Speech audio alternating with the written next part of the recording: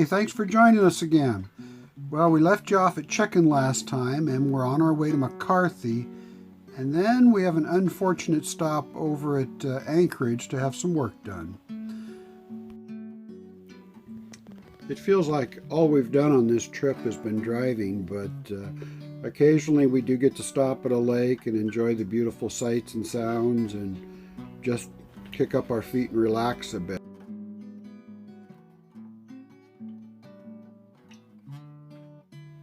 As we reach the edge of the Wrangell-Ellis National Park boundary, which is at the town of Shellen, we started our journey on a 60-mile, very rough road that followed the original 1900s railroad, which serviced the McCarthy and Kennecott mine. It was in service until about 1938. Due to the severity of winters, the spring thaw would just wipe out a bunch of their bridges, especially around the Shellen area where the river doesn't have a specific path. So rather than invest in steel and stuff like that, they just decided every spring they'd rebuild all the bridges. In the 60s, the tracks were pulled up and it was converted to a dirt road. Now there used to be a whole ton of bridges that, they had to change the road to accommodate where those bridges were. In this one location, though, the gap was way too wide. So they decided to put in a single lane bridge, which is, a good 500-600 feet above the river below it. So it's a little bit of a test of your skills. There's only about a 1.5 on each side of the trail between the trailer between you and the guardrail. So it's quite narrow. It definitely gets your attention.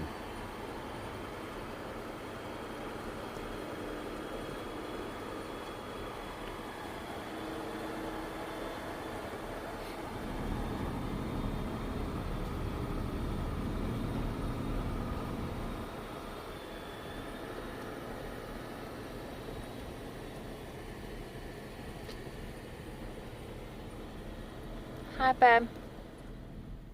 After 5 to 6 hours of driving and multiple uses of four-wheel drive to climb some rather steep hills that were all gravel, we finally made it to the edge of the town of McCarthy.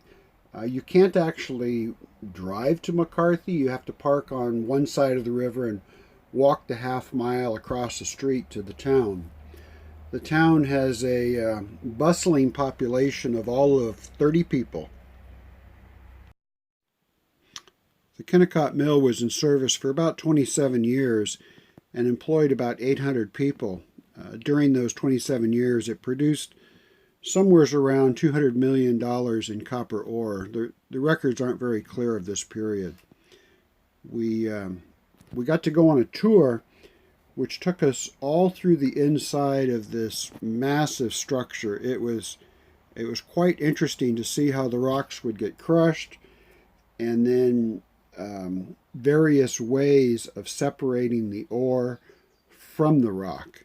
They did 5 or 6 different processes to get every single speck of copper ore out. There was a big, huge steam plant that actually generated electricity, so the mine operated on electricity.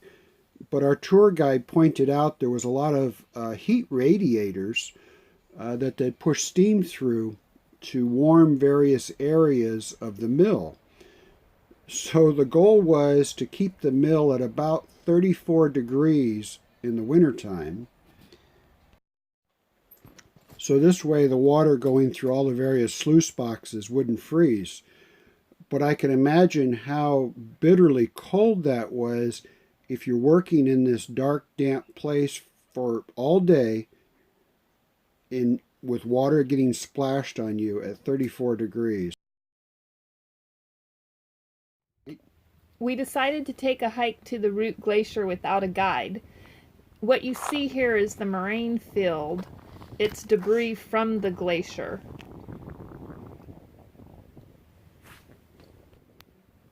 We thought when we got on the glacier it would be really cold, so we had all these layers of clothing on, and as you can see, it's a beautiful sunny day, and we were way overdressed. So, what'd you put on your feet? Micro spikes. Oh, nice. What'd you put on your feet? We were really glad that we didn't take a guide out to the glacier. I think it was like $90 each. There was actually a guide going on when we got to the glacier, and we actually went past where they went, so we saved some money. So here we are up on top of this glacier, and what I find really interesting is there's like a river of water running down, but everything around us is ice. That water is really, really, really cold.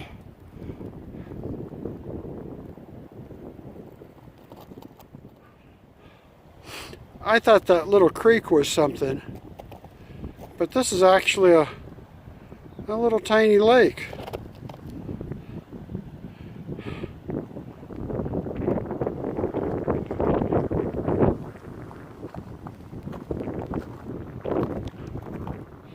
This is a beautiful reflecting pond.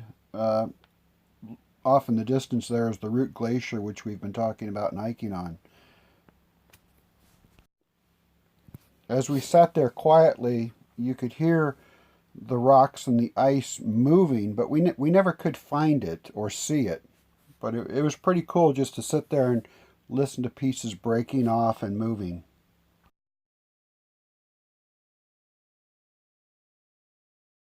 Here we are arriving in Valdez.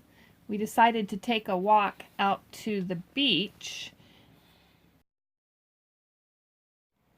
Along the way, we saw this bear trap, and we just thought it was really funny that potentially you would go inside the bear trap. Like you really have to be told not to go in a bear trap. We decided to take a glacier wildlife cruise out of Valdez through a company called Stan Stevens.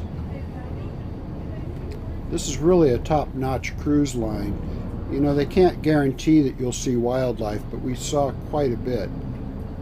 They fed us a real nice clam chowder and bagel lunch, and along the way we met a wonderful couple called Kim and Terry, which really made some of the time pass by pretty quick.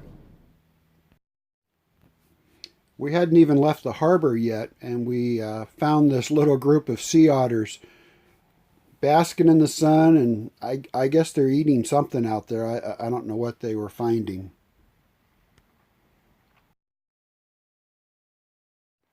We've been seeing a lot of eagles while in Alaska, and through Canada for that matter. This was a nice mated pair up in the trees. We stopped for quite a while and watched these Steller sea lions. Boy, did they make a bunch of noise. We saw puffins along the way, but I'll tell you what, they're almost impossible to catch on a still photography. The other thing we saw out there was some harbor seals basking themselves on the ice, and some Dall's porpoises. They're also impossible to catch on a video.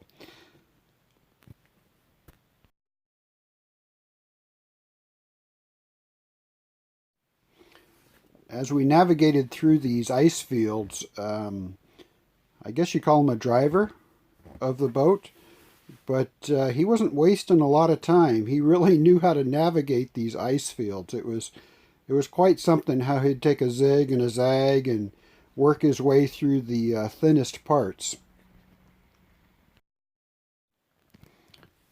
So as we got closer, I made several trips back to the cabin to put on yet more clothes. I think at the end I was wearing a thermal, a t-shirt, my down jacket, my rain jacket, and a beanie cap, and I was still freezing.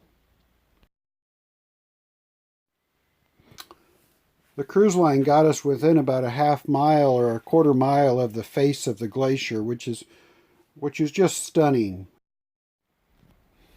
We watched as pieces calved off into the ocean. It's just an amazing sight. A lot of times you hear it before you actually see it, and so I never could get a picture of it. There was actually a couple of kayaks in the area. I mean, I was cold with all the clothes I had on. I can imagine how cold they were sitting in a kayak right up against that ice.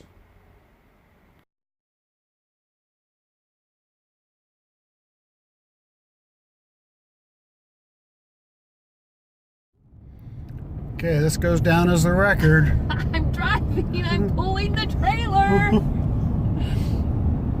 You better put that camera down. Make sure things are good. Like, how can I tell from over here?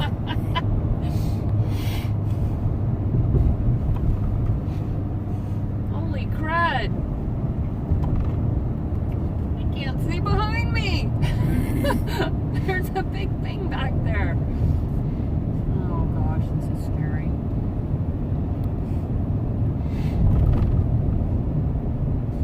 I mean, really, you can't really feel the trailer back there. Oh shit, okay. How am I doing with that side over there? Well, you're the one that's supposed to be looking. Yeah, but I feel like I'm totally in the left lane and the right lane. Really? Yeah. Oh, welcome to pulling a trailer on a narrow road. Oh my god. You're good right there. I feel like there's no room on the left-hand side for anybody to go around me. Oh shit, I don't like this. Okay, put the camera down. You're making me nervous. We visited a musk ox farm outside of Palmer. At one time, they were native to Alaska, and of course, you know, the hunters had hunted them down. And they've actually been reintroduced successfully from Russia. So the reason it's a farm is normally their underwool is shed off in the springtime. So instead, these guys comb it all out and collect it, and then they weave it into scarves and hats and this type of thing. It's really a nice wool that's really super soft and very, very warm. They were saying the animals could take temperatures down into the minus 80s quite comfortably. I had noticed the rear tires on the trailer were wearing excessively on the inside edges. And looking at the rear axles, they're both bent. Not to the point that they're going to break, but they are bent, and it's excessively wearing the tires. As well as the springs have gone flat. They're not curved like they should be anymore. So I stopped in at Six Robley's to have them take a look at it, and he confirmed everything for me. Upon some research, he had found out that there was a good faith repair. It wasn't going to be a warranty, it was going to be a good faith repair. In other words, they knew about that the axles on the trailer are slightly undersized, and they have a replacement. But of course, we're now sitting in Anchorage, and the replacements are someplace in the United States, I don't even know where. So, not wanting to put many miles on the trailer at this point because of the tire wear, I don't want to risk a tire blowout. We drove from Anchorage to a place called Moose Point, which is pretty much the middle of no place. But it does give us access to Seward and Homer. So we've actually been sitting here a week now waiting for an update as to when the axles are going to get shipped to Anchorage. So here we sit. Thanks for watching, everyone. If you like our video, don't forget to subscribe and hit the like button. I don't know. You think we should start prepping for winter? You better be kidding. No, I don't think so. I think we're going to be here pretty much What? Is this recording? You better be kidding. Nope, I got to go.